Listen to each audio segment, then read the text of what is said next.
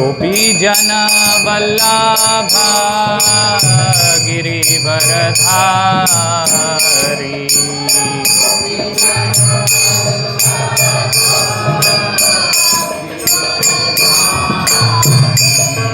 गोपी जन वल्लभा गिरिवरधारी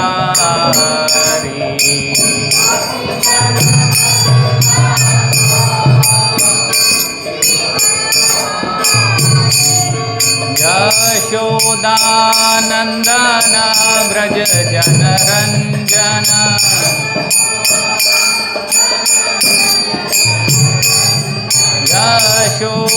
यशोदानंदन व्रज जनरंजन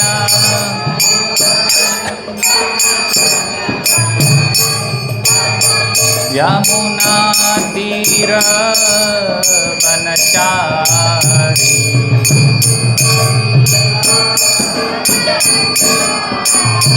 यमुना तीर वनचारी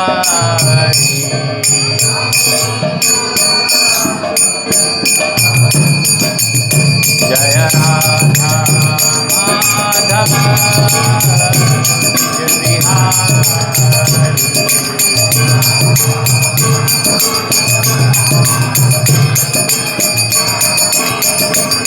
जय राधा माधव जय बिहारी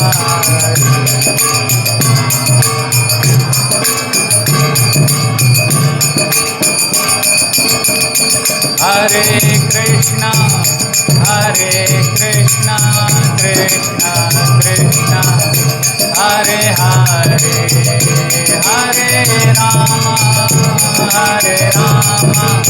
राम राम हरे हरे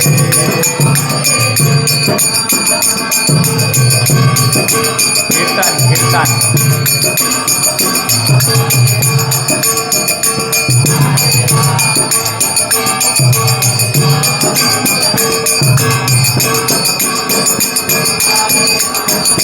हरे कृष्णा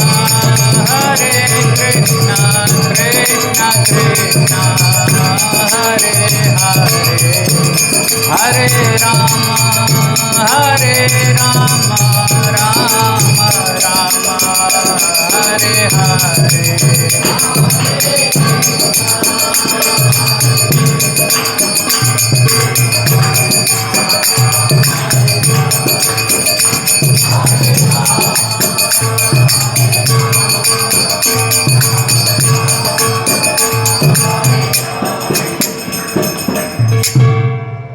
तो सुबह की जो कक्षा है उसमें भक्ति रसामृत सिंधु हम चर्चा कर रहे हैं। कितने भक्त सुन पा रहे हैं उसको? सुन रहे? नहीं सुन रहे? नहीं सुन रहे। हाँ, नहीं सुनने का असर दिख रहा है, क्योंकि हमने काफ़ी कुछ चीज़ें चर्चा करी हैं कि जब भी भगवान का नाम का कीर्तन हो तो ताली बजानी चाहिए। तो उससे क्या होगा? हमारे पाप भाग जाएंगे। तो कीर्तन में ऐसे बैठे नहीं रहना चाहिए, बस ताली बजानी चाहिए। हरे कृष्णा कृष्णा कृष्णा हरे हरे हरे राम राम हरे हरे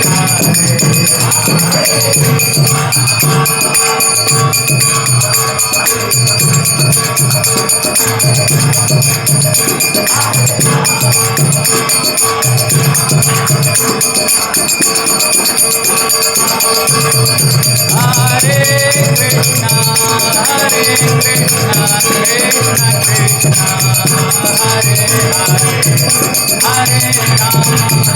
हरे राम राम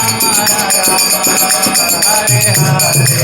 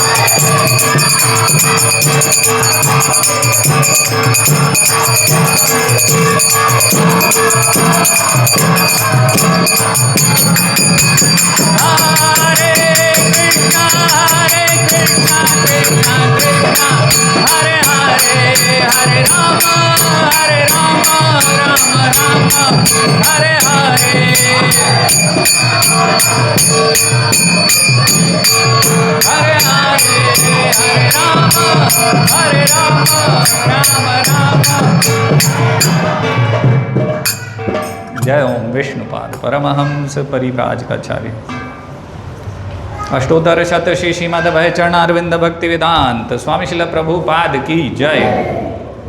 अनंत कोटि वैष्णव वृंद की जय। समवेत गौर भक्त वृंद की जय। निताय गौर प्रेमानंदे हरि हरि बोल। कौन से नंबर का श्लोक है? 13वां 10।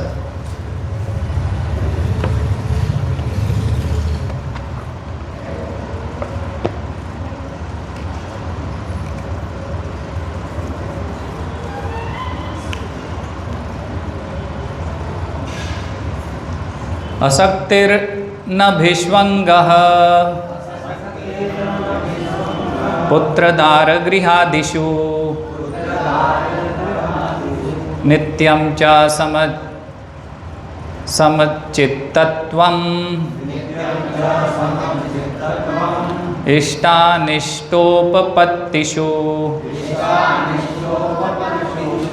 असक्तिर्न भिष्वङ्गः पुत्रदारगृहादिषु नित्यं च समचित्तत्वम् इष्टानिष्टोपपत्तिषु असक्तिर्न भिष्वङ्गः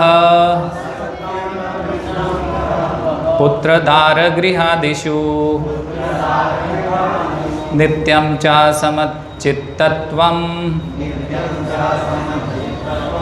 इष्टानिष्टोपपत्तिषु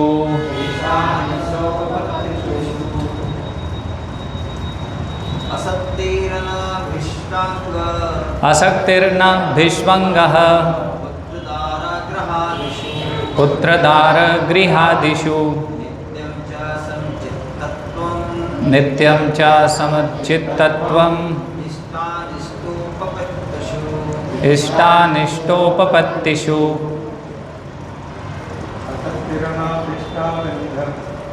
असक्तिर्न भिष्वङ्गः पुत्रदारगृहादिषु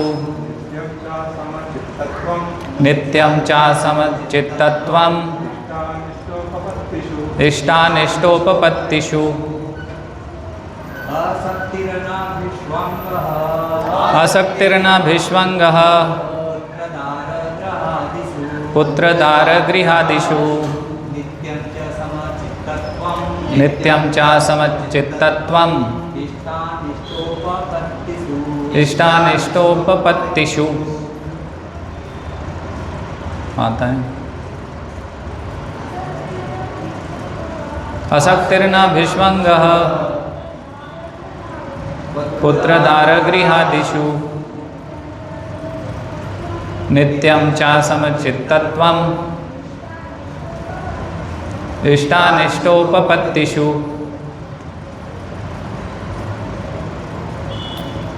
अनुवाद एवं तात्पर्य कृष्ण कृपा मूर्ति श्री श्रीमदेसी भक्ति वेदांत स्वामी श्रील प्रभुपाद के द्वारा। विनम्रता, दंभहीनता, अहिंसा, सहिष्णुता, सरलता, प्रामाणिक गुरु के पास जाना, पवित्रता, स्थिरता, आत्मसंयम, इंद्रिय तृप्ति के विषयों का परित्याग, अहंकार का अभाव, जन्म मृत्यु, वृद्धावस्था तथा रोग के दोषों की अनुभूति, वैराग्य, संतान, स्त्री, घर तथा अन्य वस्तुओं की ममता से मुक्ति, अच्छी बुरी घटनाओं के प्रति संभाव, मेरे प्रति निरंतर अनन्य भक्ति, एकांत स्थान में रहने की इच्छा, जन समूह से विलगाव, आत्म साक्षात्कार की महत्ता को स्वीकारना तथा परम सत्य की दार्शनिक खोज, इन सबको मैं ज्ञान घोषित करता हूँ और इसके अतिरिक्त जो भी है वह सब अज्ञान है। तो तात्पर्य अभी हम पिछली कक्षा में कुछ भाग पढ़ा है, कुछ बचा है, तो उसको आगे तात्पर्य पढ़ते पढ़ते चर्चा करेंगे। ओम अज्ञानतिमिरान्धस्य ज्ञानाञ्जनशलाकया चक्षुरुन्मीलितं येन तस्मै श्रीगुरुवे नमः। श्रीचैतन्यमनोभीष्टं स्थापितं येन भूतले स्वयं रूपकदा मह्यं ददाति स्वपदान्तिकं। वन्देऽहं श्रीगुरौ श्रीयुतपदकमलं श्रीगुरून् वैष्णवांश्च। श्रीरूपं साग्रजातं सहगणरघुनाथान्वितं तं सजीवं साद्वैतं सावधूतं परिजनसहितं कृष्णचैतन्यदेवं श्रीराधा कृष्णपादान् सहगणललिता श्रीविशाखान्वितांश्च। नमो विष्णुपादाय कृष्णप्रेष्ठाय भूतले श्रीमते भक्तिविकासस्वामिनिति नामिने। नमो विष्णुपादाय कृष्णप्रेष्ठाय भूतले श्रीमते भक्तिवेदान्तस्वामिनिति नामिने। नमस्ते सारस्वते देवे गौरवाणी प्रचारिणे निर्विशेषशून्यवादी पाश्चात्यदेशतारिणे। जय श्री कृष्ण चैतन्य प्रभु नित्यानंद श्री अद्वैत गदाधर शिवासादि गौर भक्त वृंद। हरे कृष्णा कृष्णा कृष्णा हरे हरे, हरे राम राम राम हरे हरे। हरे कृष्णा। तो 20 गुणों की बात, और इसे भगवान संज्ञा दे रहे हैं कि ये ज्ञान है। तो ये हम चर्चा कर रहे हैं। तो विनम्रता होनी चाहिए, दंभहीनता होनी चाहिए, अहिंसा, सहिष्णुता, सहनशीलता, सरलता, आचार्य उपासनम, प्रामाणिक गुरु के पास जाना, उप आसन यानी कि पास जाना, और केवल पास जाना नहीं है, फिर उनसे शिक्षाएं ग्रहण करना, इस प्रकार से। शौचम यानी पवित्रता, स्थैर्यम यानी फिर दृढ़ता, अनअहंकार, वैराग्य, अर्थेषु जन्म मृत्यु जरा व्याधि दुख दोषानुदर्शनम, इसको समझना। बिना आसक्ति के और एकांत में वास करना, जन समूह से विलगाव, आत्म साक्षात्कार की महत्ता को स्वीकारना कि ये सबसे महत्वपूर्ण है, परम सत्य की दार्शनिक खोज, इसको भगवान ज्ञान बता रहे हैं कि ये ज्ञान है, और इसके अलावा जो भी है वो सब ज्ञान नहीं है, अज्ञान है। तो कुछ चीज़ें हमने चर्चा करी थी। विनम्रता यानी अमानित्व। तो अमानित्व के विषय में प्रभुपाद क्या लिख रहे हैं, कुछ याद है? तात्पर्य में प्रभुपाद क्या बता रहे हैं? मोबाइल में नहीं मिल पाएगा इतनी जल्दी में, आउट ऑफ कोर्स क्वेश्चन।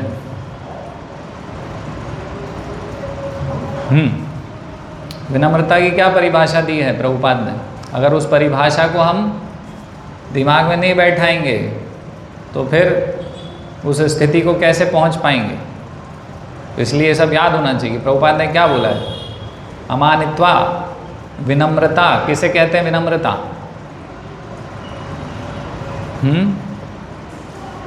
याद आ रहा है किसी को कुछ भी? ये तो सब चर्चा कर चुके हैं पिछली कक्षाओं में। अभी मैं बोलूँगा तो सब बोलेंगे अरे बस वहीं थे, बता नहीं पाए बस। हैं? इतने सारे लोग हैं फिर भी नहीं बता पा रहे। तो फिर से मैं पढ़ता हूँ क्योंकि हमें याद होना चाहिए। विनम्रता अमानित्व का अर्थ है मनुष्य को अन्यों द्वारा सम्मान पाने के लिए इच्छुक नहीं रहना चाहिए। तो ये लाइन पढ़ने में सुनने में बड़ी सरल है, लेकिन थोड़ा सा हमारे मान सम्मान को ठेस पहुंच जाए, थोड़ा कोई हमें पूछे नहीं, ताछे नहीं, पूछे ताछे नहीं, तो फिर देखो हम आग बबूला हो जाते हैं, मन ही मन ठान लेते हैं कि अब तो इसको भी मान सम्मान नहीं दूंगा, हाँ इसने मुझे नहीं दिया तो हम भी नहीं देंगे। तो ये ऐसे चलता रहता, मन ही मन टसल चलती रहती भक्तों से। नहीं करते क्या हम? ऐसा करते हैं, और इसीलिए हम अमानित्वम विनम्र नहीं हैं अभी। तो विनम्रता लेके आनी होगी, क्योंकि भगवान बता रहे हैं कि ये ज्ञान है। तो भक्त कभी अज्ञानी नहीं हो सकता, भक्त ज्ञानी होगा। तो ज्ञान के लिए ये स्वभाव होना चाहिए हमारा कि हमारे अंदर विनम्रता होनी चाहिए। विनम्रता यानी कि किसी से भी आशा नहीं होनी चाहिए कि वो मेरा मान सम्मान करेंगे, लेकिन अन्यों को सम्मान देने के लिए हमेशा तत्पर रहना है। ये हमारी गौड़ी वैष्णव परंपरा की शिक्षाएं हैं जो चैतन्य महाप्रभु ने दिया है, अमानीना अमानीना। तो ये विनम्रता आ गई। और फिर उसके बाद मान देन, यानी दूसरे को सम्मान लेने की इच्छा नहीं है लेकिन सम्मान देने की इच्छा है, ये वैष्णव है। अमानीना मान देन, तभी तो हम विचलित नहीं होंगे। इसलिए बताया चैतन्य महाप्रभु ने बताया कि अमानीना मान देन। हम क्या इसी सब चक्करों में फंसे रह जाते हैं, उसी चक्र में ही फंसे रहते हैं, वही चक्री चलती रहती है। इसके लिए कुछ हमारे मन में, उसके लिए कुछ हमारे मन में, उसके लिए कुछ सोच रहे हैं, बस यही चक्री चलती रहती है। और अमानीना मान देन नहीं हो पाते ना, तो अंदर कलमश रहते हैं, तो भक्ति में मन कम लगता है, इन सब चीज़ों में हम बहते रहते हैं। इस भौतिक जगत के भवसागर की लहरों में, मान सम्मान और इस सब की लहर में थपेड़े खाते रहते हैं इधर। तो सबसे पहले अगर हम किसी से ईर्ष्या द्वेष करते हैं तो हम स्वयं ही परेशान रहने वाले, क्योंकि हमारे विचार उस दिशा में चलते रहेंगे। और जब किसी दिशा को हमने पकड़ लिया है तो भगवान की दिशा तो छूट गई ना। तो इसलिए अमानीना होना बहुत ज़रूरी है, विनम्रता होना बहुत ज़रूरी है। तो प्रभुपाद बोल रहे हैं कि हम देहात्म बुद्धि के कारण अन्यों से सम्मान पाने के भूखे रहते हैं, कि मैं शरीर हूँ, ये सोच के हम अन्यों से मान सम्मान पाने के भूखे रहते हैं। और फिर इसीलिए हम भगवान को भूल जाते हैं ना, सेवा को भूल जाते हैं। क्योंकि इस सब मान सम्मान की इच्छा से जो हमारा मूल स्वभाव है कि हम भगवान के जीवेर स्वरूप होए कृष्णेर नित्य दास, तो वो दासत्व को भूल जाते हैं।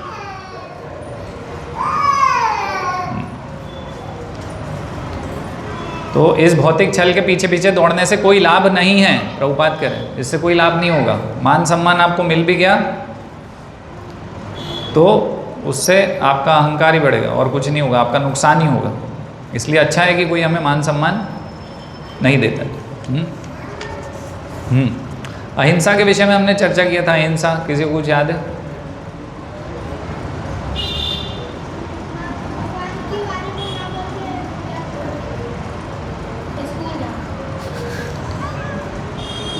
हाँ, स्कूल भेजना भी एक प्रकार की हिंसा है, बच्चों के साथ हिंसा हो रही है। हाँ, ये हिंसा है कि किसी को भक्ति नहीं देना और भक्ति के अलावा कुछ देना, या फिर भक्ति के अलावा कुछ आदान प्रदान करना भक्ति के अलावा, तो वो सबसे बड़ी हिंसा है ना। तो प्रभुपाद बड़े स्पष्ट शब्दों में लिख रहे हैं। अतएव जब तक कोई लोगों को आध्यात्मिक ज्ञान की ओर ऊपर नहीं उठाता तब तक वह हिंसा का अभ्यास करता रहता है। केवल किसी को कुछ बुरा नहीं बोला, किसी को मारा नहीं, किसी को पीटा नहीं, तो वो ही केवल अहिंसा नहीं है ना। गांधी जी ने क्या कहा था, ये गाल पे कोई थप्पड़ मारे तो ये इस गाल को आगे करो, ले भाई मेरा दोनों जबड़े तोड़ दे, और इसको अहिंसा कहा गया है गांधी जी की तरफ से। लेकिन शास्त्र में जो दिया है अहिंसा ये है, सबसे बड़ी हिंसा से पता चलेगा अहिंसा क्या है। तो सबसे बड़ी हिंसा ये है कि किसी को भगवान की भक्ति के विषय में नहीं बताना, उसको भक्ति से दूर रखना, है ना, या फिर अन्य विधियां बताना, है ना। तो सबसे बड़ी हिंसा यही है। यदि आप अहिंसक हैं तो फिर आप सबको भगवत गीता का ज्ञान देंगे। तो अहिंसा का उल्टा क्या होता है, हिंसा। यदि आप हिंसा नहीं कर रहे हैं तो आप क्या करेंगे, अहिंसा करेंगे। तो उस जीव के कल्याण के लिए कुछ करना होगा ना, है ना। नहीं तो वो तो ऐसे ही जन्म मृत्यु के चक्र में जन्म लेगा, मरेगा, बुढ़ापा आएगा, बीमारी हो रही, और हम सब देख रहे हैं और देख के भी अवॉइड कर रहे हैं कि मरता हो तो मरे, कोई बात नहीं। छोटी मोटी चीज़ों में हम पड़े हुए हैं, धन संपत्ति इत्यादि। तो ये सबसे बड़ी हिंसा है। तो जो भगवान के भक्त हैं, अन्यों को भगवत भक्ति सिखाते हैं, वो परम अहिंसावादी हैं। बाकी सब अहिंसा के नाम पे हिंसा चल रही है इस जगत में, क्योंकि सब ये नहीं चाहते ना कि भक्ति में लगे लोग। हमारी जो जितना भी ये व्यवस्थाएं हैं आप देखिए, है ना, सामाजिक व्यवस्था, आर्थिक व्यवस्था, जो भी राजनीतिक व्यवस्था है, तो ये व्यवस्था क्या कर रही है, ये सब हिंसक व्यवस्था है। क्योंकि जीव को क्या कर रहे हैं, अलग अलग रूप से भगवान से दूर कर रहे हैं, है कि नहीं। लाडली बहन योजना निकाल दिया, ये योजना निकाल दिया, वो योजना में लोगों को इतना उलझा दिया है ना। तो बहुत सारी योजनाएं चला रही है सरकार, पैसा दे रही है, पैसा, है ना। और वो जो वास्तविक ज्ञान देना चाहिए, भगवत ज्ञान देना चाहिए, वो कुछ नहीं प्रदान कर रहे हैं। तो वास्तव में ये सब किस कैटेगरी में आएगा, अहिंसा की हिंसा की कैटेगरी में। ये सब जीवों को जन्म मृत्यु के चक्र में और गहरे पहुंचाता रहेगा। इसलिए तो अगला जो भगवान ने बताया और प्रभुपाद यहाँ समझा रहे हैं वो है सहिष्णुता। सहिष्णुता यानी शांति ही। शांति ही का अर्थ है कि मनुष्य अन्यों द्वारा किए गए अपमान तथा तिरस्कार को सहे। क्या हुआ प्रभु जी, नाइट ड्यूटी का असर अभी भी है।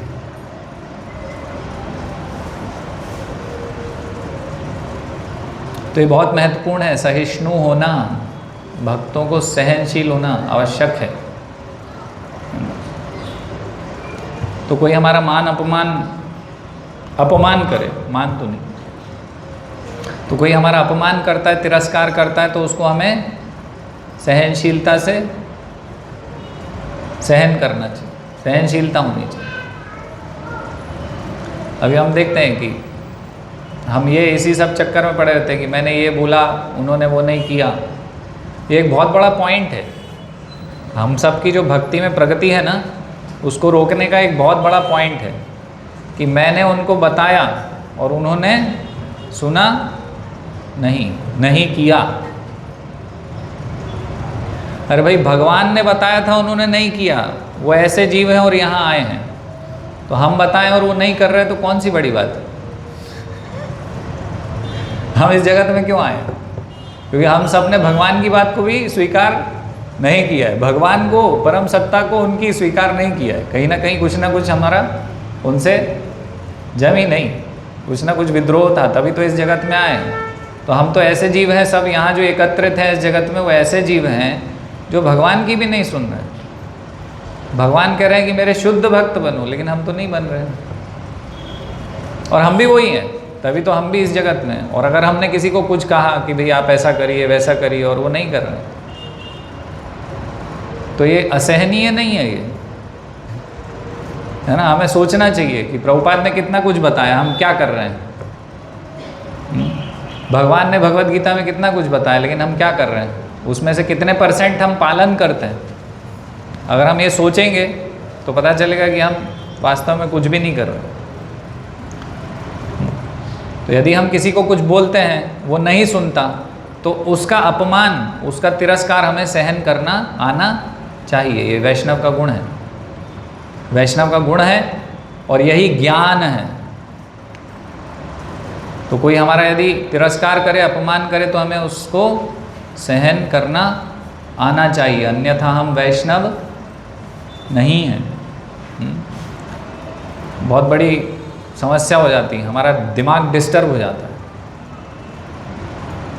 हमारी बात सुनते नहीं है। ऐसा होना चाहिए, वैसा होना चाहिए, सेवाएं इस प्रकार से होनी चाहिए, और फिर हम असंतुष्ट हो जाते हैं। अच्छा, उससे नुकसान किसका होता है? असंतुष्ट होने से जिसने हमारी बात नहीं सुनी उसका नुकसान हुआ। वो तो हमारी बात नहीं सुन के भी सेवा कर रहा है, और हमारे मन में ऐसा जाता है कि अरे छोड़ो सेवा वेवा, क्या करना है यार, जिसको करना है करे, हमें नहीं करना, हमें बहुत सारे काम हैं। संडे प्रोग्राम में जाने की जगह शादी में जाना है हमें, या फिर गुड़ खरीदने जाना है, और वो क्या क्या करने जाना है, प्रसाद बनाने जाना है भोपाल, क्योंकि हमारे हिसाब से नहीं हो रहा ना यार, तो हम वहाँ चले जाएंगे। वहाँ गए, पता चला वहाँ भी यही सब चल रहा था। ये सटीक उदाहरण नहीं है, लेकिन फिर भी मैं दे रहा हूँ, है ना, इसको नेगेटिवली मत लीजिएगा। तो लेकिन फिर भी एक प्रकार से ऐसा हो जाता है कि हम असंतुष्ट हो जाते हैं। ये इंसिडेंट उससे संबंधित नहीं है, तो ऐसे ही बोल दिया मैंने, लेकिन ऐसा होता है कि हम असंतुष्ट रहते हैं, तो फिर हमारा मन नहीं लगता भक्ति में, उससे नुकसान हमारा ही हो जाता है। तो हम कालिदास क्यों बने कि अपने ही पैर पे कुल्हाड़ी मारे? हमारा कर्तव्य करें, हम सहिष्णु रहेंगे। हाँ भाई, सुनना है सुनो, नहीं सुनना है भाई जाओ, कोई दिक्कत नहीं है, मैं तो मेरी सेवा में लगा हूँ, मैं तो मेरे भगवान को और प्रभुपाद को प्रसन्न करने में लगा हूँ, कृष्ण को, भाई ठीक है। तो हम अपना नुकसान ना करें। अगर हम सहिष्णु नहीं होंगे तो अंत तो गत्वा नुकसान हमारा स्वयं का होगा। हम वैष्णव अपराध करने लग जाएंगे, फिर ऐसे ही होता है, हम इस स्थिति में पहुंच जाते हैं कि ये व्यक्ति गलत है, वो व्यक्ति गलत है, ये संस्था गलत है, यहाँ जो चल रहा है सब बेकार है। तो ऐसा तो नहीं है, लेकिन हम धीरे धीरे उस कैटेगरी में पहुंच जाएंगे, वैष्णव अपराध और ये सब। इसलिए सहिष्णु होना बहुत ज़रूरी है। हमारी भक्ति को बचाने के लिए सहिष्णु होना बहुत आवश्यक है। इसलिए सहनशीलता का जो अभ्यास है वो करना चाहिए, क्योंकि अंदर तो बुरा लगेगा, पीड़ा होगी, कोई हमारा अपमान करेगा, तिरस्कार करेगा, लेकिन उसको धीरे धीरे प्रैक्टिस करनी होगी, अभ्यास करना होगी। हम हाँ ठीक है, कोई बात नहीं, अपने आप को भी समझाना पड़ता है। ऐसा ही नहीं है कि दूसरे को ही समझाएंगे हम। लोक बंधु प्रभु मंगल आरती आया करो, ऐसा नहीं है। स्वयं को भी समझाने कि भाई आप भी मंगल आरती रोज आया करो।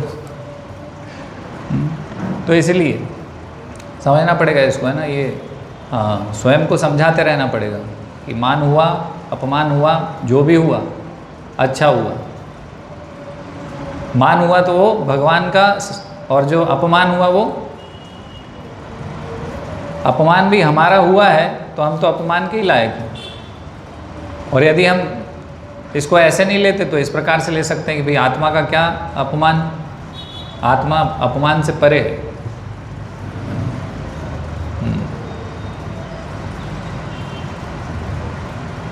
उसे अन्यों के तिरस्कार तथा अपमान सहने पड़ते हैं। अच्छा, ये पूरी लाइन पढ़ता हूँ। जो आध्यात्मिक ज्ञान की उन्नति करने में लगा रहता है, जो आध्यात्मिक ज्ञान की उन्नति करने में लगा रहता है, उसे अन्यों के तिरस्कार तथा अपमान सहने पड़ते हैं। ऐसा इसलिए होता है क्योंकि यह भौतिक स्वभाव है। तो हम देखते हैं कि चैतन्य महाप्रभु के लिए भी, है ना, लोग ऐसा कुछ कुछ आक्षेप लगाते थे। एक कौन थे वो, हाँ, नाम याद नहीं आ रहा उनका। वो चैतन्य महाप्रभु के कमरे में चींटियाँ दिखी तो उन्होंने आरोप लगा दिया चैतन्य महाप्रभु को कि आप मीठा बहुत खाते हैं, आप सन्यासी हैं, ज़्यादा मत खाया करो। तो लोग चैतन्य महाप्रभु को नहीं छोड़ते हैं, भगवान को ही नहीं छोड़ते, तो उनका भी अपमान कर देते हैं। तो फिर हम जैसे जो तुच्छ जीव हैं उनका अपमान हो रहा है, तो कौन सी बड़ी बात है।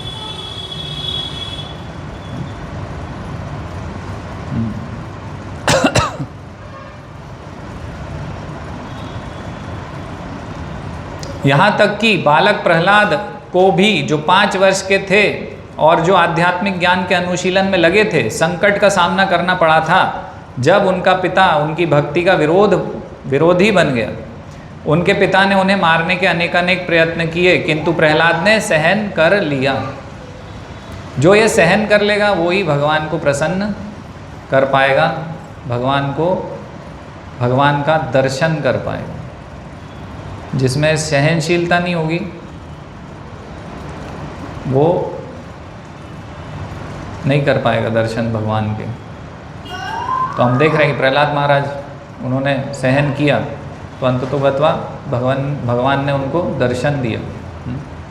अतएव आध्यात्मिक ज्ञान की उन्नति करते हुए अनेक अवरोध आ सकते हैं, लेकिन हमें सहिष्णु बनकर संकल्प पूर्वक प्रगति करते रहना चाहिए।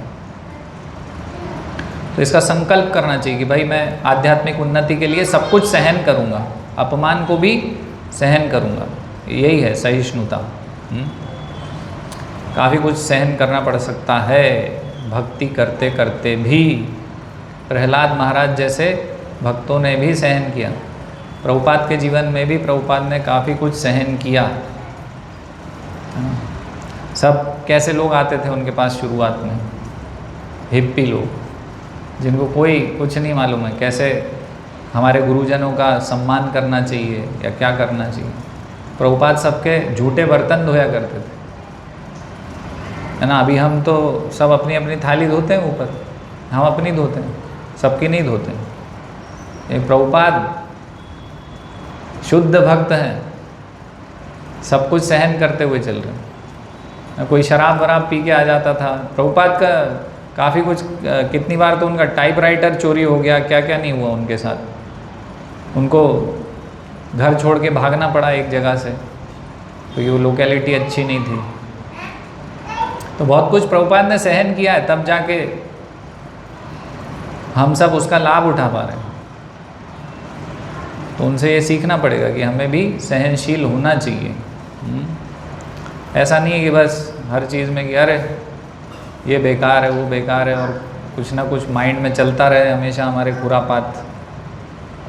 ये अच्छा नहीं है, वो अच्छा नहीं है, यहाँ शिकायत वहाँ शिकायत, यही सब। तो ये भक्ति में हमें सहिष्णु होना चाहिए, सब कुछ सहन करते हुए संकल्प के साथ प्रगति करते रहना चाहिए भक्ति में। मतलब हमें क्षमाशील भी होना चाहिए, क्षमा करना चाहिए। हमारे प्रति कोई अपमान करे उसे भी क्षमा करना चाहिए। जैसे अम्बरीश महाराज के प्रति जो उन्होंने अपराध किया दुर्वासा मुनि ने, उन्होंने उसको ऐसा नहीं लिया कि इन्होंने मेरे प्रति अपराध कर दिया है, मैं तो भक्त हूँ भगवान का और ये भक्त अपराधी हैं।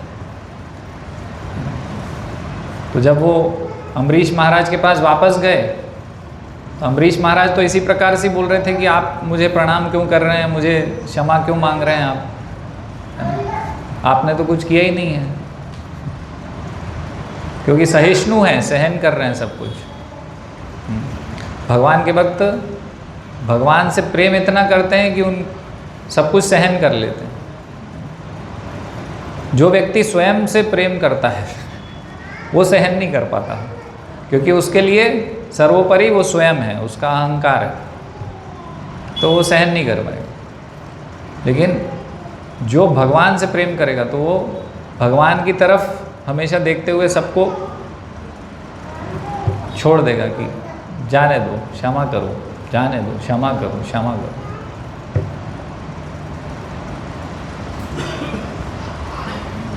अगला है सरलता, आर्जवम। हाँ, सहिष्णुता का बहुत बड़ा उदाहरण है द्रौपदी। तो द्रौपदी के 5 पांडवों से 5 पुत्र थे,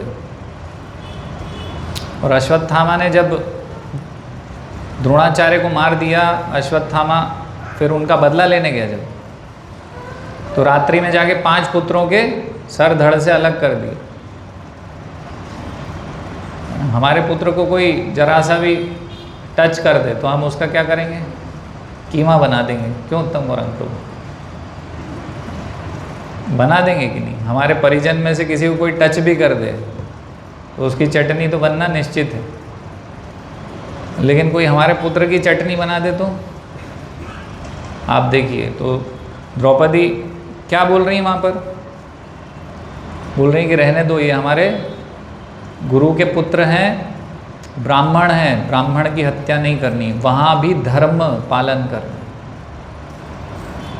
इतने सहिष्णु हैं, बोल रहे हैं कि इनको छोड़ दो, अश्वत्थामा को छोड़ दो, जाने दो इसको। युधिष्ठिर भी बोल रहे हैं जाने दो, भीम बोल रहे हैं मार दो इसको, कृष्ण भी बोल रहे हैं मार दो इनको, लेकिन द्रौपदी कह रही है, ये गुण होता है भक्तों का, इतने सहनशील हैं। अपने 5 पुत्र मर गए, 5 पुत्र मर गए भाई, लेकिन फिर भी सहन कर रहे कि नहीं जाने दो, छोड़ दो। इतना ज़्यादा सहिष्णु। नित्यानंद प्रभु का उदाहरण आता है, सर फोड़ दिया था, किसने फोड़ा था? जगाई ने कि मदाई ने? हाँ, तो फिर छोड़ दिया उन्होंने, अरे ठीक है इसने मुझे मारा लेकिन इसको कृष्ण प्रेम दो। चैतन्य महाप्रभु ने उल्टे कृष्ण प्रेम दिया उनको मार डालने की जगह। तो ये हम सब पढ़ते हैं, लेकिन केवल पढ़ते हैं,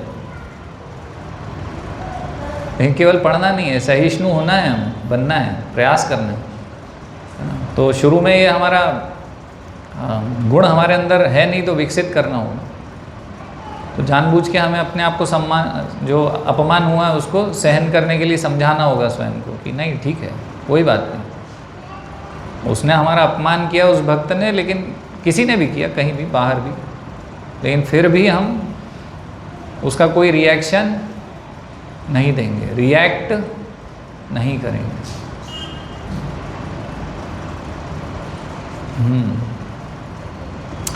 तो किस प्रकार से हमें सहिष्णु होना चाहिए? तो चैतन्य महाप्रभु बता रहे हैं कि वृक्ष के समान सहिष्णु होना चाहिए। कौन सा श्लोक है? हाँ, तृणादपि सुनिचेन तरोरिव सहिष्णु। अभी कितना डिग्री चल रहा है टेम्परेचर? 44 के आसपास। 44 डिग्री में हालत ख़राब है। कार में जाएंगे तो एसी चलाते हैं, है ना। 2 व्हीलर से जा रहे हैं तो गमछा वमछा लपेट के, पानी छाछ पी के, पेट फुल करके निकलते हैं। और एक वृक्ष है, वो क्या कर रहे हैं? पूरी धूप डायरेक्ट सहन कर रहे हैं। और हम क्या करते हैं? धीरे से अपनी गाड़ी, भले ही 4 व्हीलर हो, पेड़ के नीचे लगाते हैं, नहीं तो एसी फेल कर दे वो गर्मी। तो वृक्ष सब सहन कर रहा है, लेकिन दे क्या रहा है? खुद को क्या मिल रहा है? 44-45 डिग्री की हीट, कहीं कहीं तो 50 डिग्री भी होता है। जहाँ पे वृक्ष होते हैं तो 50 डिग्री में वृक्ष जो होगा वो 50 डिग्री सहन करेगा, और उसके नीचे आपको 30 डिग्री मिलेगा। और जितना सहन हो जाए। एकदम से गर्मी से जब हम वृक्ष के नीचे जाते हैं तो ऐसा लगता है जैसे एसी में आ गए, कूलर में, एसी में। तो वो उसको मिल क्या रहा है और वो दे क्या रहा है? क्या मिल रहा है? हीट, गर्मी। तो यदि कोई आपको ऐसे गर्मी दिखाए, कोई आपको कुछ बुरा बोले, आपका तिरस्कार करे, आपका अपमान करे, तो उसको क्या देना है? हैं? वो यमुना तट चर प्रभु वाला प्रसाद नहीं। कौन सा वाला प्रसाद? भगवान को भोग लगाया हुआ उच्छिष्ट देना है ना। तो ऐसा हमें अब व्यवहार जब तक हम विकसित नहीं करते, जब तक हम वास्तव में वैष्णव नहीं हैं,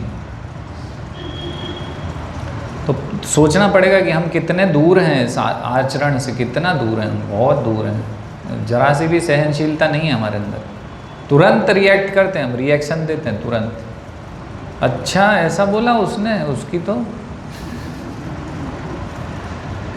कहाँ है वो, लगाओ फ़ोन, अब भी बात करके सब निपटाऊंगा मैं, है ना। तो ऐसे नहीं है, सहिष्णुता होनी आवश्यकता है इसकी। सरलता, आर्जवम का अर्थ है बिना किसी कूटनीति के मनुष्य इतना सरल हो कि अपने शत्रु तक से वास्तविक सत्य का उद्घाटन कर सके। सरलता यानी आर्जवम, मतलब ऐसा नहीं है कि अंदर कुछ है बोल कुछ रहे, वैसे ही सरल होना।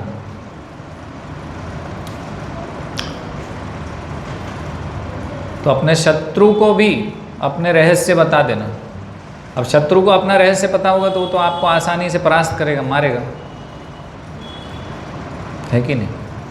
वो आपको मार सकता है यदि हम किसी शत्रु को बता दें। जैसे कि अभी ईरान अमेरिका का युद्ध चल रहा है, ईरान अभी तो खैर युद्ध विराम है, युद्ध हुआ तो उसमें यदि ईरान ने बता दिया कि भाई हमारे न्यूक्लियर वेपन्स हम यहाँ बना रहे हैं और हमारे जो सैन्य अड्डे हैं वो यहाँ हैं, अगर अमेरिका को वो खुद लिख के दे दे, बता दे फ़ोन करके ट्रंप को, तो क्या होगा, सरल हो जाएगा, वहीं मिसाइल फेंको और खेल ख़त्म कर दो उनका। लेकिन ये सरलता आर्जवम ऐसा गुण है वैष्णव का कि ख़त्म हो जाए तो हो जाए, शत्रु को भी अपना सब कुछ प्रकट कर देते हैं। अगर उसने पूछा है तो बता देंगे, है कि नहीं। जैसे कि युद्ध शुरू हो रहा था महाभारत का, तो उसके पहले युधिष्ठिर महाराज गए द्रोणाचार्य के पास और भीष्म के पास, क्योंकि उनको पता था कि भाई हमारे पास कोई मार्ग नहीं है इनको मारने का, इनको हम मार ही नहीं सकते, तो युद्ध कैसे जीतेंगे, तो युद्ध जीतना तो बिल्कुल संभव ही नहीं है। तो अभी उन्हीं के पास गए, उनको प्रणाम किया, तो भीष्म और द्रोणाचार्य बोलते अच्छा हुआ कि तुम आए और प्रणाम किया युद्ध के पहले, नहीं तो तुम्हें श्राप दे देते। हाँ, तो आप फिर पूछ रहे हैं कि अपने गुरु से पूछ रहे हैं, भीष्म पितामह से पूछ रहे हैं युधिष्ठिर महाराज आपको मारेंगे कैसे, ये बताओ, हमारे लिए तो ये बहुत बड़ा कार्य है, हम तो मार ही नहीं सकते, आप खुद ही बता सकते हो कि आप कैसे मरोगे। तो उन्होंने खुद ने बताया कि हम कैसे मर सकते हैं। द्रोणाचार्य ने बताया कि मैं शस्त्र जब डालूंगा जब ही मर सकता हूँ, नहीं तो तुम मुझे मार ही नहीं सकते, तो कुछ ऐसा उपाय करो जिससे मैं शस्त्र रख दूँ, आप मार देना। तो इसलिए भगवान ने किया था, अश्वत्थामा मारा गया, पुत्र से बहुत प्रेम करते थे, बायस्ड थे, हिंदी में क्या बोलते, बायस्ड,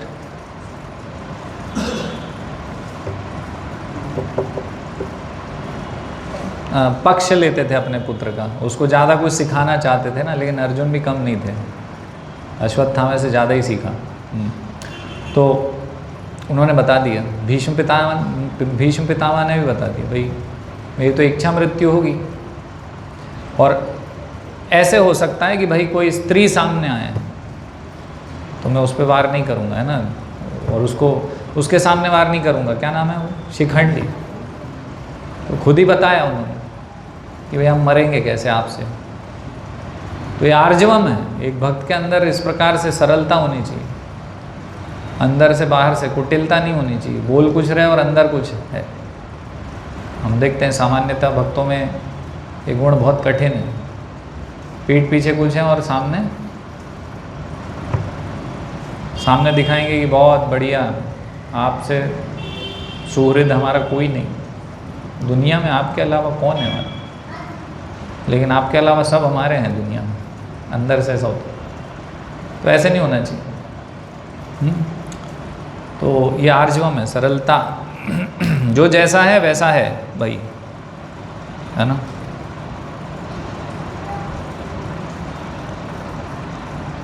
जहाँ तक गुरु बनाने का प्रश्न है, आचार्योपासनम, तो आचार्योपासनम का बता रहे हैं अभी प्रभुपाद। आध्यात्मिक ज्ञान में प्रगति करने के लिए यह अत्यावश्यक है, क्योंकि बिना प्रामाणिक गुरु के यह संभव नहीं है। मनुष्य को चाहिए कि विनम्रता पूर्वक गुरु के पास जाए और उसे अपनी समस्त सेवाएं अर्पित करे, जिससे वह शिष्य को अपना आशीर्वाद दे सके। विनम्रता नहीं होगी तो गुरु का आशीर्वाद मिलना संभव नहीं है, इसलिए विनम्रता सबसे पहले प्रणिपात बताया। भगवान ने क्या बोला? प्रणिपात। गुरु की शरण लेने में 3 स्टेप में फर्स्ट स्टेप क्या है?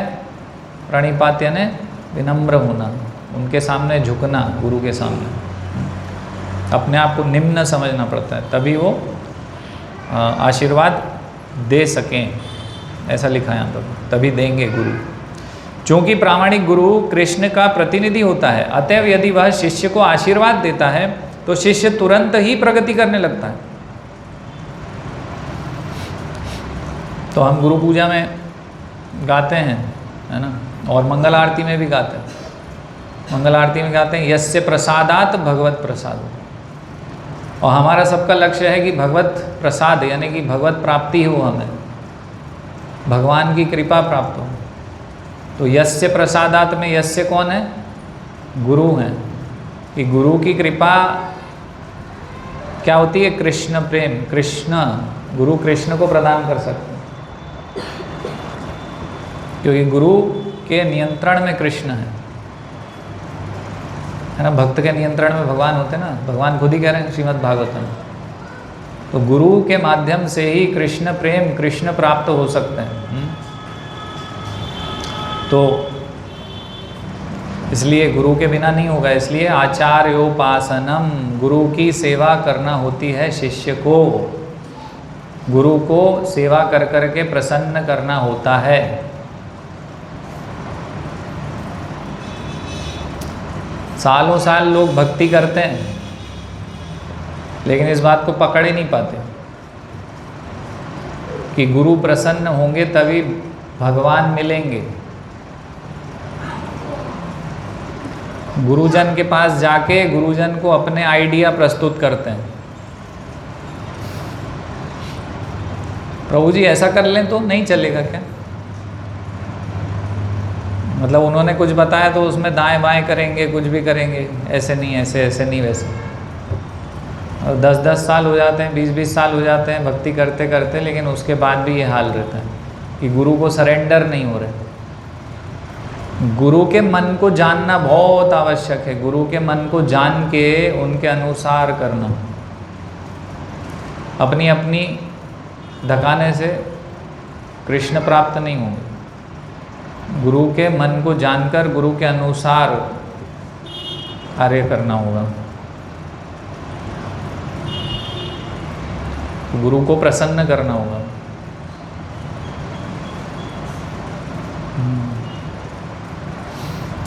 तो मनुष्य को चाहिए कि विनम्रता पूर्वक गुरु के पास जाए और उसे अपनी समस्त सेवाएं अर्पित करे, जिससे वह शिष्य को अपना आशीर्वाद दे सके। चूँकि प्रामाणिक गुरु कृष्ण का प्रतिनिधि होता है, अतएव यदि वह शिष्य को आशीर्वाद देता है तो शिष्य तुरंत ही प्रगति करने लगता है। जो व्यक्ति गुरुजनों को प्रसन्न रखेगा वही प्रगति करेगा भक्ति में। जो व्यक्ति गुरुजनों को प्रसन्न नहीं कर सकता, उसकी भक्ति में प्रगति की संभावना शून्य है।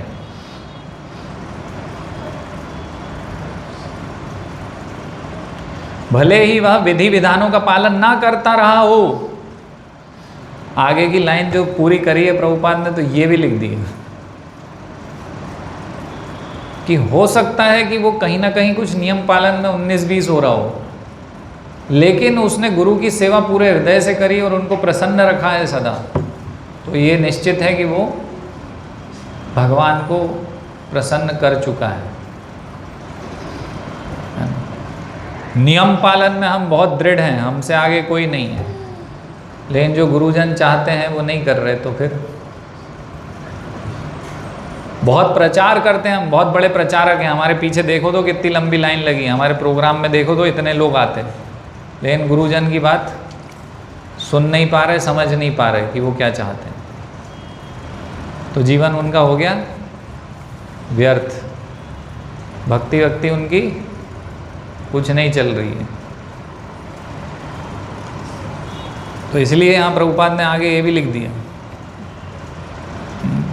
तो शिष्य तुरंत प्रगति करने लगता है, भले ही वह विधि विधानों का पालन ना करता रहा हो, अथवा जो बिना किसी स्वार्थ के अपने गुरु की सेवा करता है, स्वयं के स्वार्थ के लिए नहीं। कुछ भी हो सकता है हमारा स्वार्थ।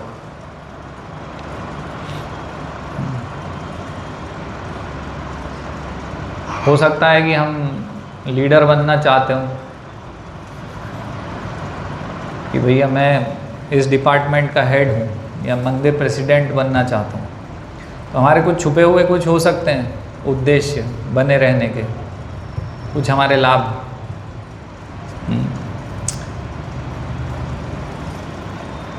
और फिर हम सेवा कर रहे होंगे तो उसका लाभ नहीं होगा, आध्यात्मिक प्रगति हमारी नहीं होगी। इसलिए यहाँ बता रहे हैं, अथवा जो बिना किसी स्वार्थ के अपने गुरु की सेवा करता है, स्वयं का स्वार्थ नहीं देखता, केवल ये देखता है कि गुरु को प्रसन्न करना है, गुरु के आदेश का पालन करना है, वही करना है जो गुरु ने कहा है। उसके लिए सारे यम नियम सरल बन जाते हैं, क्योंकि गुरु का आश्रय है ना उसके पास, गुरु का आशीर्वाद है, इसलिए उसके लिए सब यम नियम सरल हो जाएंगे। आध्यात्मिक जीवन में प्रगति करने के लिए पवित्रता, शौचम अनिवार्य है। पवित्रता दो प्रकार की होती है, आंतरिक तथा बाह्य।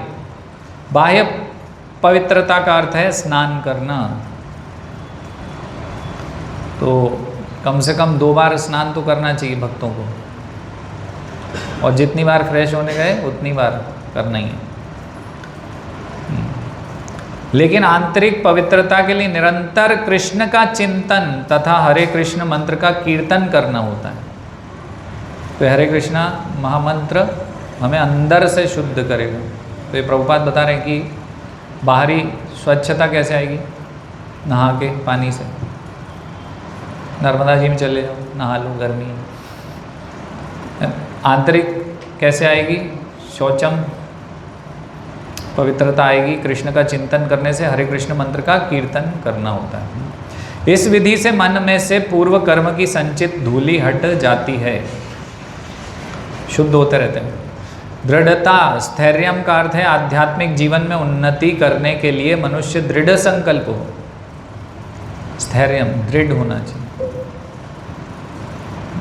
कई बार ऐसा हो सकता है कि भक्त 15 दिन दिखेंगे, 15 दिन नदारत, 6 महीने तो ऐसे आएंगे बिल्कुल,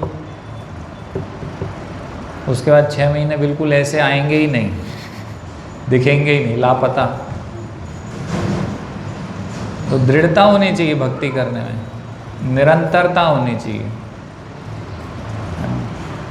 तो एक तो भक्ति करने का हेतु नहीं होना चाहिए, निस्वार्थ होना चाहिए। दूसरा अप्रतिहता, बिना रुके कोशिश करें प्रतिदिन मंगल आरतियाँ हैं, कोशिश करें प्रतिदिन 16 माला करें, कोशिश करेंगे प्रतिदिन कुछ ना कुछ दिव्य ग्रंथ प्रभुपाद के द्वारा लिखे गए वे पढ़ें। इसके लिए हम दिन में क्लास भी करते हैं, लेकिन उसमें भी नहीं आ पाते, रीडिंग कक्षा में भी नहीं आते।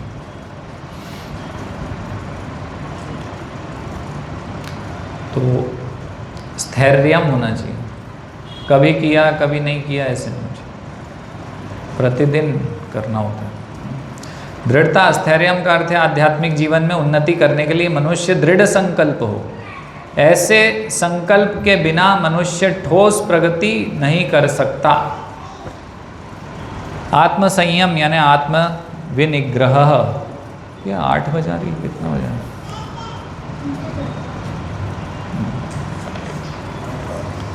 आत्म संयम का अर्थ है कि आध्यात्मिक उन्नति के पथ पर जो भी बाधक हो उसे स्वीकार ना करना।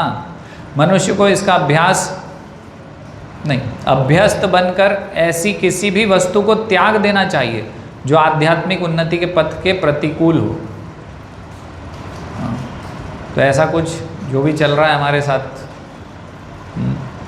हो सकता है कि हमारी नौकरी हो, हमारा कुछ बिजनेस हो जो हम छोड़ना नहीं चाहते, हमारी संगति हो जो हमारे आध्यात्मिक मार्ग में उन्नति के पथ के प्रतिकूल है, तो वो सब छोड़ने के लिए तैयार रहना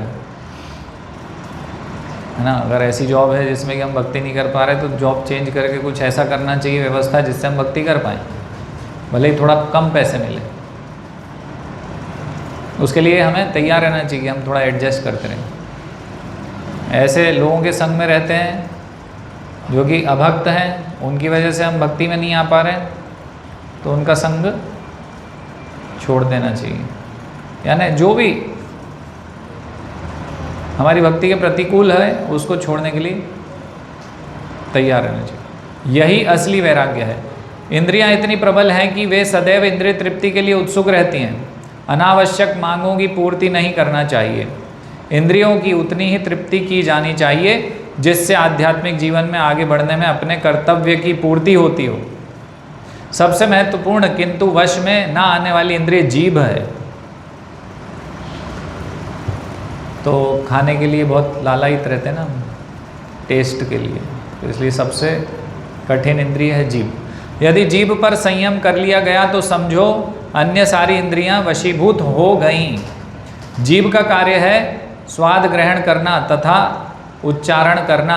अतएव नियमित रूप से जीभ को कृष्णार्पित भोग के उच्छिष्ट का स्वाद लेने में तथा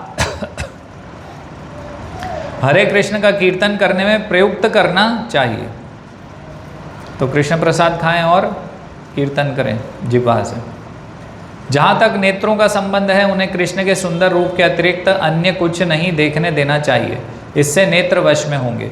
इसी प्रकार कानों को कृष्ण के विषय में श्रवण करने में लगाना चाहिए और नाक को कृष्णार्पित फूलों को सूंघने में लगाना चाहिए। तो भगवान के जो भोग लगे हुए फूल हैं वो सूंघना चाहिए। आजकल ज़माना ऐसा है कि वो डीओ वीओ ला के खूब छिड़कते रहते और उसकी खुशबू बहुत अच्छी लगती है, लेकिन वो एक प्रकार का भोग है जो भवरोग को जन्म देगा, और ये जो है ये मुक्ति का मार्ग है।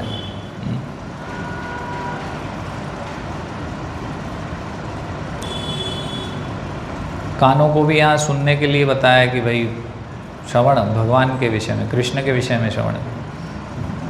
कभी कभी ऐसा होता है कि भक्त लोग भी रील्स स्क्रॉल करते करते गाने सुनते रहते, वो नहीं सुनना चाहिए।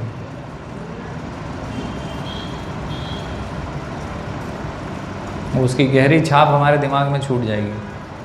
और मान लो कि हमने 10 साल से भी हरे कृष्ण महामंत्र कर रहे हैं, तो 10 साल का जो हरे कृष्ण महामंत्र है वो हमारे बुद्धि में नहीं चलेगा। वो जैसे ही हम वो गाना सुनेंगे उस समय से वो गाना ही सुनते रह जाएंगे, वही हमारे दिमाग में चलता रहता, वही जिह्वा पे आएगा।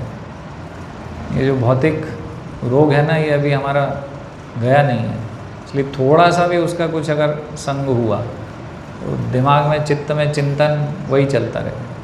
बहुत खतरनाक है। इतनी बार हम भगवान का नाम ले रहे हैं लेकिन वो हम भूल जाएंगे तुरंत, वो गाना जरूर हमारी जिह्वा पे आ जाएगा।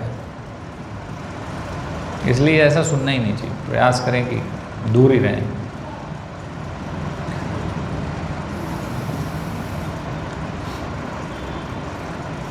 यह भक्ति की विधि है और यहाँ यह समझना होगा कि भगवत गीता केवल भक्ति के विज्ञान का प्रतिपादन करती है। भक्ति ही प्रमुख एवं एकमात्र लक्ष्य है। भगवत गीता के बुद्धिहीन भाष्यकार पाठक के ध्यान को अन्य विषयों की ओर मोड़ना चाहते हैं, लेकिन भगवत गीता में भक्ति के अतिरिक्त अन्य कोई भी विषय नहीं है। मिथ्या अहंकार का अर्थ है इस शरीर को आत्मा मानना। जब कोई यह जान जाता है कि वह शरीर नहीं अपितु आत्मा है, तो वह वास्तविक अहंकार को प्राप्त होता है। अहंकार तो रहता ही है, मिथ्या अहंकार की भर्त्सना की जाती है, वास्तविक अहंकार की नहीं। तो मिथ्या अहंकार क्या है?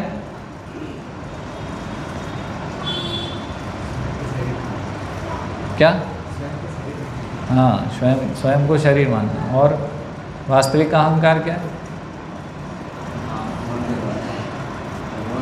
भगवान के दास हैं, आत्मा हूँ और भगवान का दास हूँ। वैदिक साहित्य बृहदारण्यक उपनिषद में कहा गया है, अहम ब्रह्मास्मि, मैं ब्रह्म हूँ, मैं आत्मा हूँ, मैं हूँ ही आत्मा भाव है।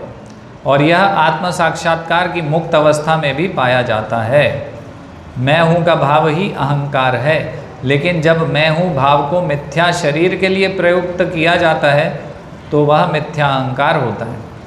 जब इस आत्मभाव स्वरूप को वास्तविकता के लिए प्रयुक्त किया जाता है तो वह वास्तविक अहंकार होता है। ऐसे कुछ दार्शनिक हैं जो यह कहते हैं कि हमें अपना अहंकार त्यागना चाहिए, लेकिन हम अपने अहंकार को त्यागें कैसे, क्योंकि अहंकार का अर्थ है स्वरूप, लेकिन हमें मिथ्या देहात्म बुद्धि का त्याग करना ही होगा। जन्म मृत्यु जरा तथा व्याधि को स्वीकार करने के कष्ट को समझना चाहिए। वैदिक ग्रंथों में जन्म के अनेक वृत्तांत हैं। श्रीमद् भागवत में जन्म से पूर्व की स्थिति, माता के गर्भ में बालक के निवास, उसके कष्ट आदि का सजीव वर्णन हुआ है। यह भली भांति समझ लेना चाहिए कि जन्म बहुत कष्टपूर्ण है। हमने सुबह की कक्षा में जन्म के विषय में चर्चा किया था, है ना चेतीराज प्रभु, कि हैप्पी बर्थडे मनाते हैं सब, लेकिन भगवान ने उसको किस कैटेगरी में रखा है ये तो समझो। हैप्पी कहाँ से हो गया आपका बर्थ? जब से बर्थ हुआ, जब से तो झंझटें शुरू हो गई। भगवान ने मृत्यु की कैटेगरी में जन्म को रखा। कहाँ रखा? मृत्यु जरा व्याधि, मृत्यु यानी मरना, शरीर का मरना, जरा यानी बुढ़ापा, बीमारी यानी कैंसर, है ना, और कौन कौन सी बीमारियाँ हो रही, क्या क्या हो रहा है बताइए, मनोज जी बताएंगे सब। कैंसर, हार्ट अटैक, पता नहीं कहाँ कहाँ की बीमारी। तो कैंसर, हार्ट अटैक, मृत्यु, बुढ़ापा, इसके साथ भगवान ने जन्म को जोड़ दिया। दुख, इसके साथ भगवान ने जन्म को जोड़ दिया। कि जन्म मृत्यु जरा व्याधि दुख दोषानुदर्शन। वो लोग तो हैप्पी बर्थडे मना रहे हैं, हैप्पी मृत्यु मनाते हैं क्या? भगवान उसी कैटेगरी में रख रहे हैं। किसी को कैंसर हो जाए तो क्या वो केक काटता ताली बजा बजा के? कभी हुआ है ऐसा? लेकिन जन्म के समय भगवान ने उसी कैटेगरी में रखा, जन्म मृत्यु जरा व्याधि दुख दोषानुदर्शन। और फिर वो happy birthday to you, cake काटो, जन्म हुआ था आज। तो जन्म हुआ तो तभी तो वो फिर वो मृत्यु का कार्य शुरू हो गया। कितनी बार बोलना पड़ेगा कि अपने अपने बच्चों को स्वयं संभाल लें, दूसरे लोग संभाल रहे हैं।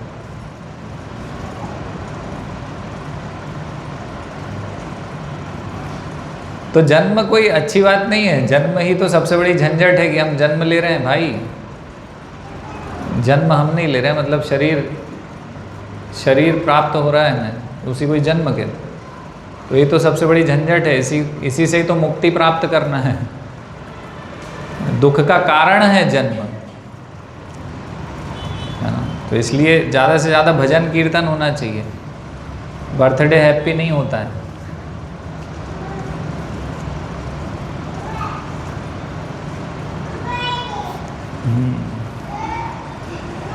श्रीमद् भागवतम में जन्म से पूर्व की स्थिति, माता के गर्भ में बालक के निवास, उसके कष्ट आदि का सजीव वर्णन हुआ है। यह भली भांति समझ लेना चाहिए कि जन्म बहुत कष्टपूर्ण है, क्योंकि हम यह मनुष्य नहीं है। क्योंकि हम भूल जाते हैं कि माता के गर्भ में हमें कितना कष्ट मिला है। अतएव हम जन्म तथा मृत्यु की पुनरावृत्ति का कोई हल नहीं निकाल पाते। वास्तव में हम भूल गए कि जन्म कितना कष्टमय था हमारा।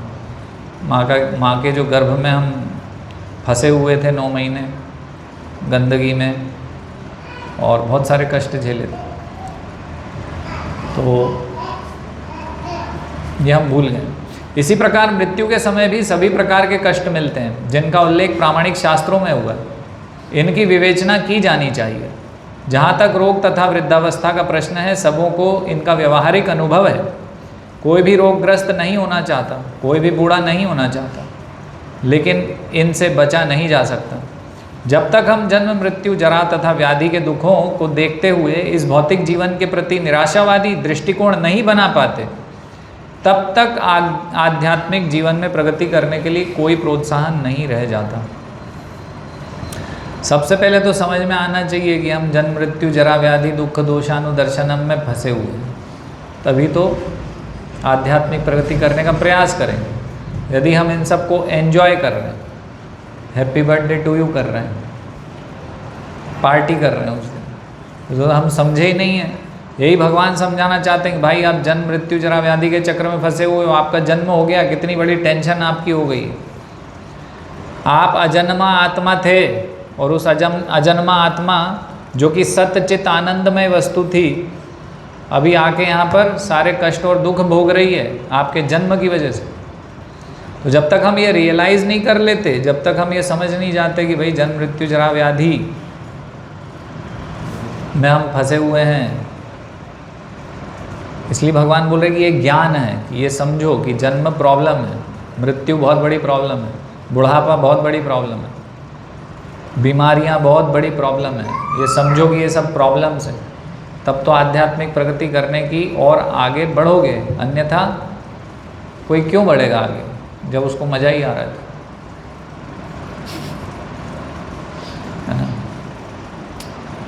ठीक है, हरे कृष्णा।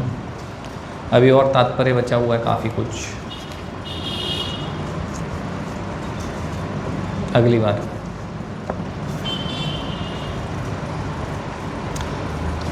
तो स्थैर्यम का उदाहरण कौन है दृढ़ता का भक्ति में?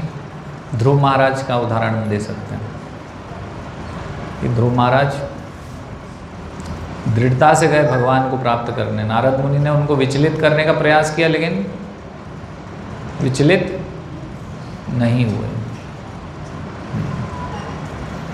आत्मसंयम का उदाहरण हरिदास ठाकुर है और अर्जुन भी है ना। अर्जुन भी जब गए थे इंद्र के पास, उस समय उनकी भी परीक्षा हुई। मिथ्या अहंकार का उदाहरण कौन है? हिरण्यकश्यपु, रावण, कंस। तो मिथ्या अहंकार नहीं होना चाहिए, वास्तविक अहंकार होना चाहिए भक्तों के जैसे कि मैं कृष्ण का दास हूँ हर परिस्थिति में।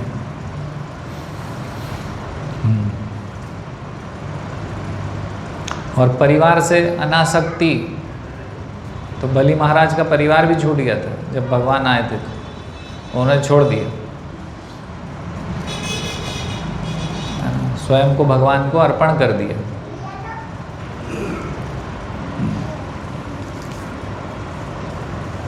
कोई प्रश्न है किसी का?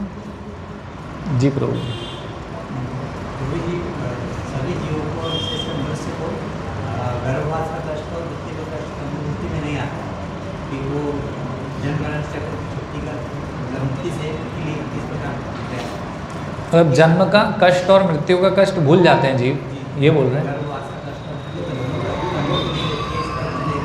मुझे सुना ही नहीं दे रहा, जोर से बोलेंगे। गर्भवास का कष्ट और मृत्यु का कष्ट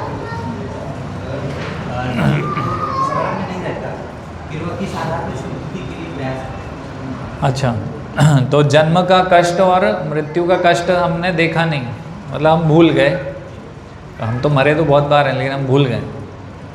और जन्म का कष्ट भी क्या हुआ था हमें याद नहीं, तो फिर हम कैसे प्रयास करेंगे उसको। लेकिन जब हम श्रीमद् भागवतम में पढ़ रहे हैं कि जन्म कैसे होता है, तो हमने अन्यों का जन्म तो देखा है ना, और अन्यों की मृत्यु तो देखी है ना। तो देख के भी तो सीखते हैं कि नहीं सीखते हैं? पढ़ के भी तो सीख रहे हैं ना। हमारे परिजन चले जाते हैं तो उनकी मृत्यु हमने देखी है कि नहीं? और फिर वही अनुभव हम, जब हमारी मृत्यु होगी तो हमारे परिजन भी करेंगे अनुभव। और वो जो मरने की परिस्थिति में परिजन हमारे भी मरे थे हमारे सामने और वो कष्ट भोग रहे थे, वो भी हमने देखा है ना। तो वो कष्ट हमें तो भोगना ही पड़ेगा। जब हम बहुत अधिक बीमार हो जाते हैं तो ये अनुभव करते हैं कि भाई कितना डिप्रेसिव है ये मरना या बीमार होना। बीमार हो जाते हैं तभी डिप्रेशन में चले जाते हैं, बहुत नेगेटिविटी आ जाती है। तो फिर ये हम अनुभव करते हैं कि यार जब शरीर छूटेगा तब क्या होगा, अभी तो बीमार होने पे इतना डाउन हो गया मैं। तो उसके अनुभव हम देख के तो कर सकते हैं, पढ़ के तो कर सकते हैं ना। और हम उसको कोरिलेट करते हैं ना कि जो लिखा है श्रीमद् भागवतम में जन्म कैसे हो रहा है ना। तो जन्म माता के गर्भ में है, तो मतलब एक छोटी सी जगह में आपको पैक कर दिया जाए, तो हम उसको समझ तो सकते हैं ना कि आज मुझे कोई पैक कर दे छोटी सी जगह में, तो और उसमें कीड़े मकोड़े कॉकरोच छोड़ दे, कहीं भग भी नहीं पा रहा मैं, और उसी में से ही भोजन करना है, मैं भी मलमूत्र वहीं त्याग करूँगा 9 महीने। वैसी परिस्थिति समझ तो सकते हैं ना अभी, ये बड़ी बेकार परिस्थिति नहीं समझ में आ रहा है ना। हमारे परिजन मरे थे तो हमारे हृदय पे क्या गुजरी थी, नहीं समझे क्या? समझे ना। किसी का कोई परिजन मर जाता है तो कितना बुरा रोता है वो, उसको एक थोड़े समय के लिए एहसास होता है कि सब कुछ बेकार है, क्या मतलब है इस जीवन का, कोई मतलब नहीं, फिर भूल जाते हैं, फिर से वही ढर्रे पे चालू हो जाते हैं। तो अनुभव तो है इन सब चीज़ों का, बस यही है कि हम भूल जाते हैं। मतलब हमारा जो शरीर की चेतना है उसमें हम सब भूल जाते हैं, भोग विलासिता में ऐसे लग जाते हैं कि वो सब भूल जाते हैं।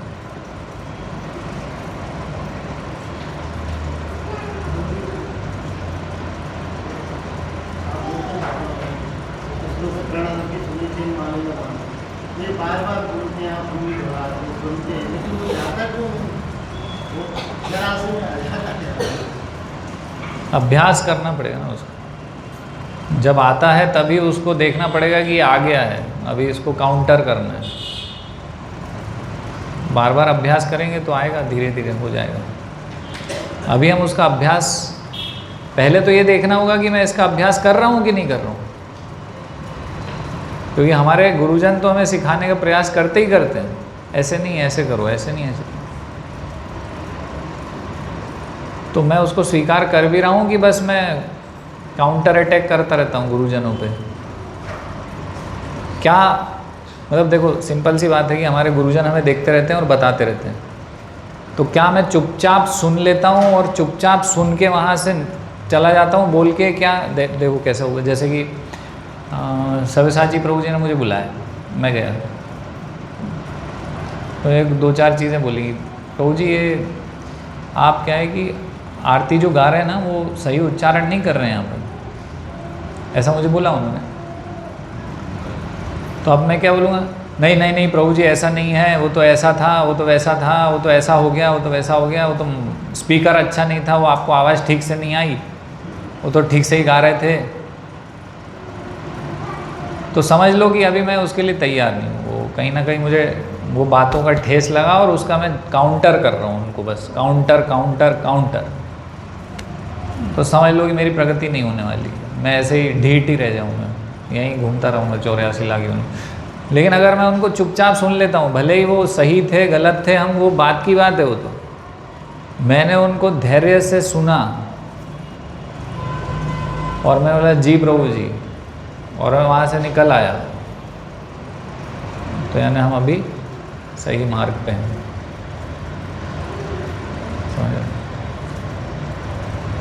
तो ऐसे ही होता है ना कोई भक्त हमें कुछ ना कुछ बताते हैं या कुछ ऐसे, तो हमको ऐसा लगता है कि हम तो परफेक्ट हैं, जे मेरे से द्वेष करे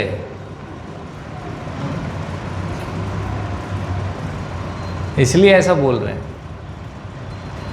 तो इससे समझ जाओ कि आपकी प्रगति कभी नहीं होगी। ये सब हम कर रहे हैं ना, और इससे हम समझ रहे हैं कि हमारी प्रगति नहीं होगी कभी, क्योंकि यहाँ सब उल्टा लिखा है।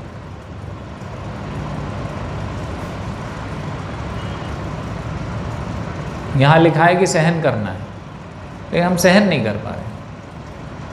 हमारी बस बढ़ाइयाँ होनी चाहिए, बढ़ाइयाँ। हमें बस चने के झाड़ पे चढ़ाओ प्रभु जी, हमें नहीं चाहिए कुछ और दुनिया में। हमें ये सब मत सिखाओ, हमें चने के झाड़ पे चढ़ाओ कि हम बहुत अच्छे हैं, बहुत अच्छा करते हैं, बेस्ट हैं हमने आज तक जो किया सही किया, गलत तो कछु हमने करो ही नहीं आज तक प्रभु।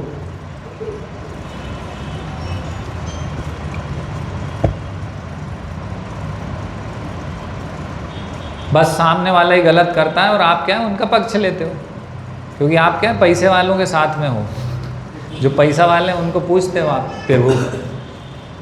तो इससे पता चल रहा है कि हमारी ज़िंदगी में कभी प्रगति नहीं होगी। हमारी हरकतें जो हैं इसके विरोध में हैं। हम क्या है काउंटर करने का प्रयास कर रहे हैं, हमारे गुरुजनों को जवाब देने का प्रयास कर रहे हैं। वो जवाब देने से कुछ भी नहीं होगा हमारे जीवन में। जैसा गुरुजन बोले वैसा मान लो, चुपचाप आगे बढ़ो।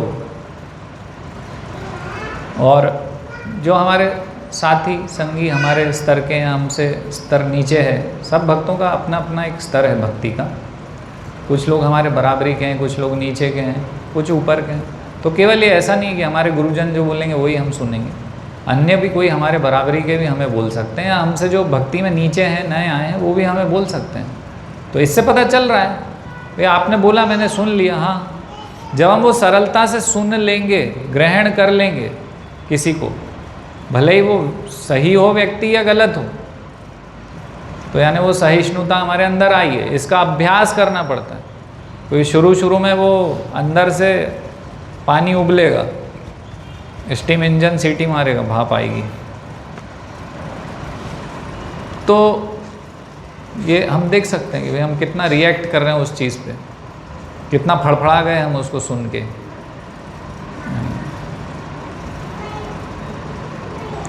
तो फड़फड़ाएंगे हम पहले, फिर उस समझाना पड़ेगा अपने आप को, all is well, all is well.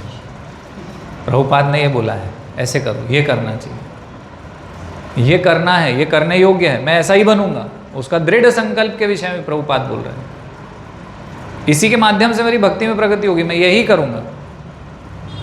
भले ही सामने वाला कोई भी व्यवहार करे, मैं ये करने वाला हूँ, जब तक मैं दृढ़ संकल्प नहीं लेता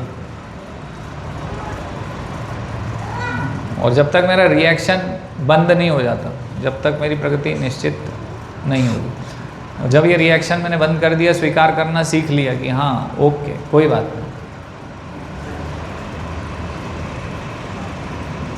ज़्यादा अगर प्रॉब्लम है तो हमारे गुरुजन है ना, उनके पास जाओ, खुल के चर्चा करो, वो बता देंगे क्या सही है क्या गलत है, उसको स्वीकार।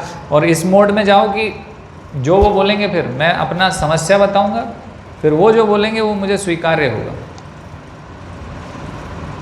ऐसे नहीं, वो तो नहीं तो प्रभु जी को भी चलता कर देते हैं कि ठीक है भाई हम सही हैं।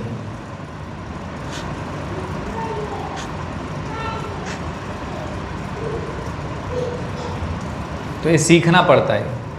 इसके लिए पहले संकल्प होना चाहिए कि ऐसा मुझे बनना है, सहिष्णु मुझे बनना ही है। दृढ़ संकल्प करें, फिर वैसी परिस्थितियाँ आएंगी, फिर उबाल आएगा शुरुआत में, 1 बार 2 बार 10 बार 20 बार, फिर 21 बार 25 बार, 30वीं बार से आप सुधरना शुरू हो जाओगे। फिर कोई कुछ बोलेगा तो सहन करना सीख जाओगे, और सहन करना सीख गए, सहिष्णु हो गए, यानी कि ज्ञान में हो। यही तो बता रहे हैं भगवान कि ये ज्ञान है।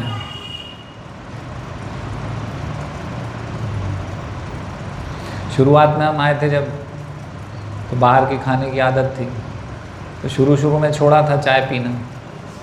तो ऐसा होता था ना कि महीने 2 महीने में 1 आध बार गलती से लाओ यार आज तो पी ले तो पी लेते। फिर लगता था कि अरे यार क्यों पी ली यार, नियम भंग हो गया। तो धीरे धीरे छूट ही गई, अभी परमानेंट छूट गई, वो ऐसे ही छूटेगा वो। ये चाय भी एक हैबिट थी ना हमारी, तो ये भी सहिष्णु नहीं होना हमारा हैबिट बन गया है। उसकी हैबिट डालनी पड़ेगी धीरे धीरे, अपने आप को समझाते समझाते, संकल्प करते करते। प्रैक्टिस, अभ्यास। अभ्यासेन तु कौन्तेय वैराग्येण च गृह्यते। अभ्यास करेंगे तो हो जाएगा, लेकिन अभ्यास करने के लिए तैयार रहिए, संकल्प करिए, तभी अभ्यास हो पाएगा। हरे कृष्ण। चलो प्रभुपाद की जय। नहीं ठीक है, पूछिए प्रभु जी। हाँ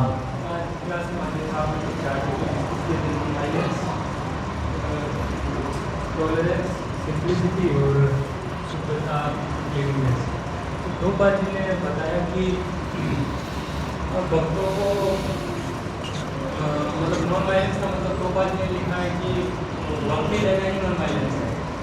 तो जब हम मॉर्निंग में हम लोग मंगला आरती करते हैं, तो मंगला आरती के जस्ट बाद में हम लोग 10 नाम अपराध में हम लोग पढ़ते हैं कि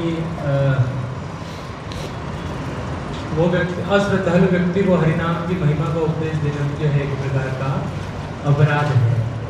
तो इस चीज़ को अगर हम देखें तो हम लोग वृंदावन में जाते हैं तो प्रभुपाद जी के शिष्यों को देखते हैं, फिर वापस जब हमने प्रभुपाद लीलामृत पढ़ा तो हम देखते हैं कि इन शिष्यों ने प्रभुपाद के साथ कितना कुछ किया, उल्टा सीधा। कुछ लोग ऐसे नजर आते हैं कि उल्टा सीधा किया, फिर आज प्रभुपाद के कितने श्रेष्ठ भक्त बन गए हैं।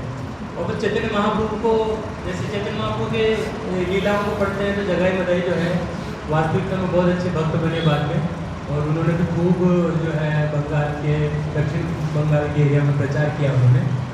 तो इस चीज़ को हम अपने स्तर पे कैसे लें कि हम प्रचार करते हैं, जैसे रेलवे स्टेशन पे हम लोग बहुत डिस्ट्रीब्यूट करने की जरूरत नहीं, डोली ले लीजिए, जबकि वो अश्रद्धालु है, तो हम इस चीज़ को कैसे समझें कि हमें प्रचार करना चाहिए या ना करना चाहिए?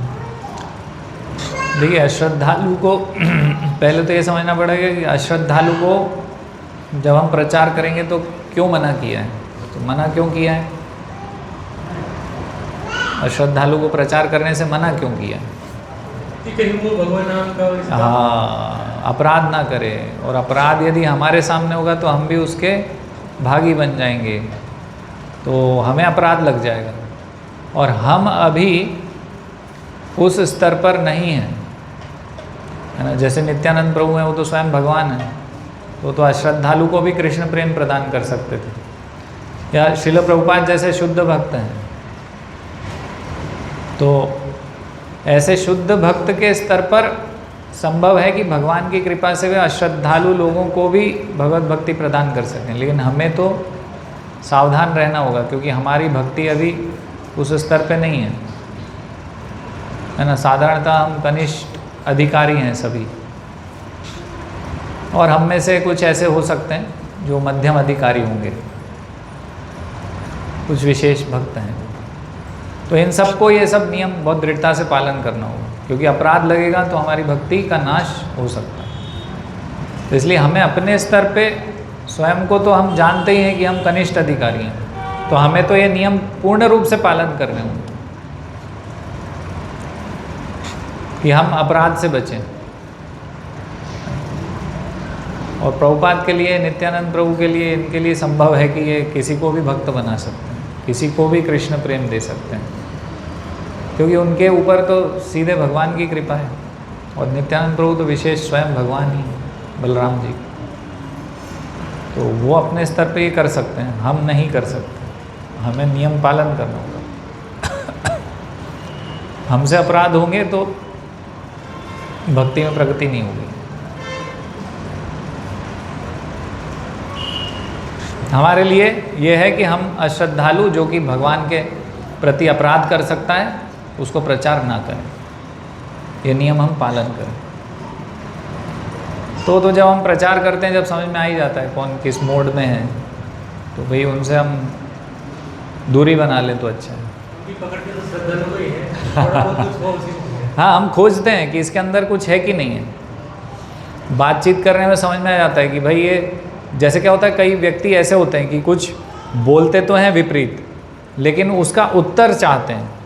जैसे अभी यहाँ हॉस्पिटल में गया मैं, तो मेडिकल से दवाई ले रहा था, तो एक व्यक्ति के मन में एक प्रश्न था हमारे लोगों के लिए, बोले आप राधा रानी को तो आप मानते नहीं हो, और आप हरे कृष्णा बोलते हो, राधा रानी को मानते नहीं हो, आप लोग कैसे, आप मैं तो समझ में नहीं आता आपका क्या सिस्टम है।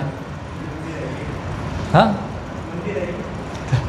तो मैंने उनको फिर समझाया, मैंने बोला हरे जो हैं वो राधा रानी है भाई, हम लोग राधा रानी के ही भक्त हैं, हमारे सारे आचार्य मंजरियाँ और इस स्तर पर हैं, तो राधा रानी की सेवा कर रही हैं, और इस प्रकार से कृष्ण प्रेम प्राप्त हुआ है, राधा रानी के माध्यम से सेवा प्राप्त कर रहे हैं।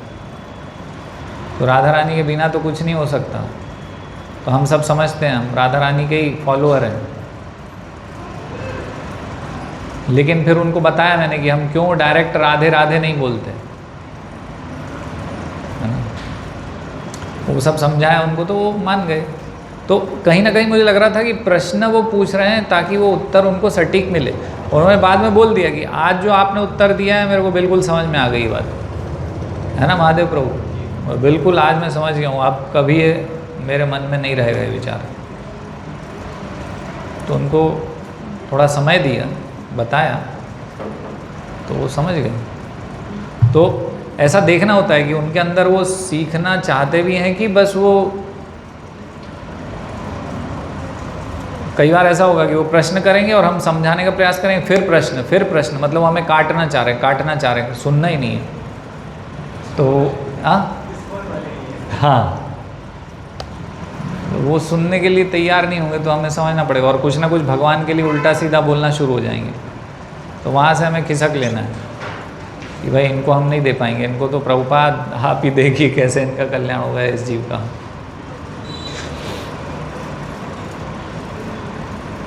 थैंक यू सो मच गुरु जी। ये 4 टॉपिक्स को समझा के हम जैसे नवदीक्षित भक्तों का जीवन में किस प्रकार हम लोग भक्ति में बने रहें। मैं भी नवदीक्षित ही हूँ। इस चीज़ों को समझने में थोड़ा सा मदद मिला मुझे। हरे कृष्णा, धन्यवाद। श्रील प्रभुपाद की जय, भगवद गीता थरूप की जय।